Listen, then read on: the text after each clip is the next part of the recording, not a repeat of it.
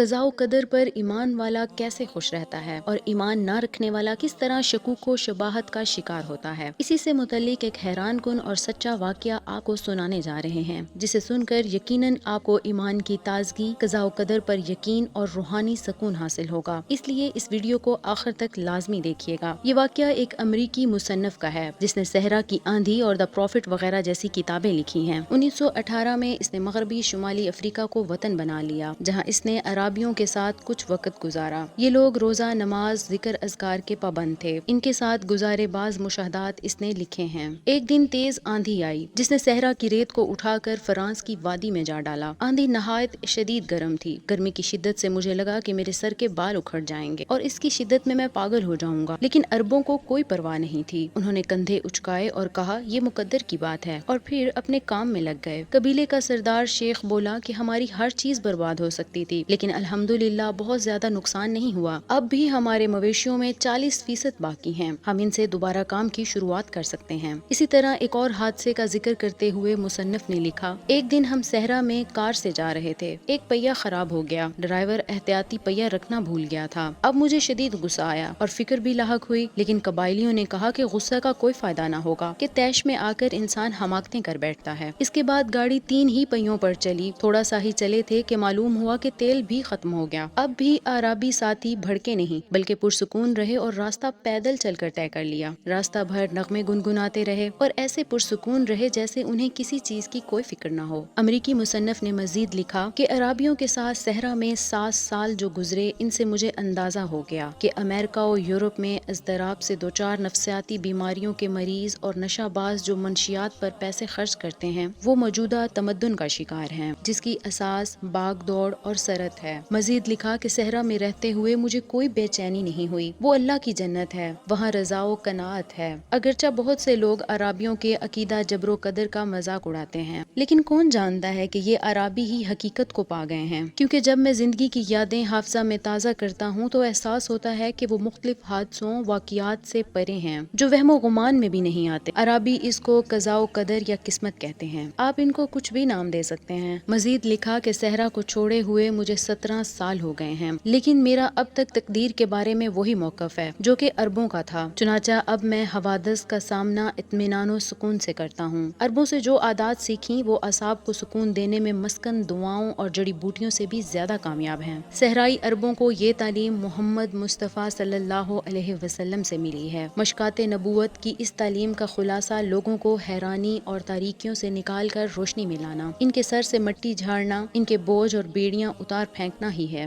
رسول اکرم صلی اللہ علیہ وسلم جو وثیقہ لے کر آئے ہیں، اس میں سکون و اطمینان کا راز چھپا ہے۔ ناکامی سے بچنے کے طریقے ہیں، تقدیر کا اعتراف، حق پر عمل، مقصد تک پہنچنا، نجات کی کوشش اور جدوجہد کرنے پر ابھارنا ہے۔ یہ ربانی مشن اس لیے آیا کہ کائنات میں انسان کا مقام متعین کرے، دل کو سکون اور قلب کو اطمینان دے، رنج و فکر ختم کرے، عمل و اخلاق کا تزکیہ کر دے، تاکہ ہم اور آپ ایک مثالی مسلمان بن جائیں۔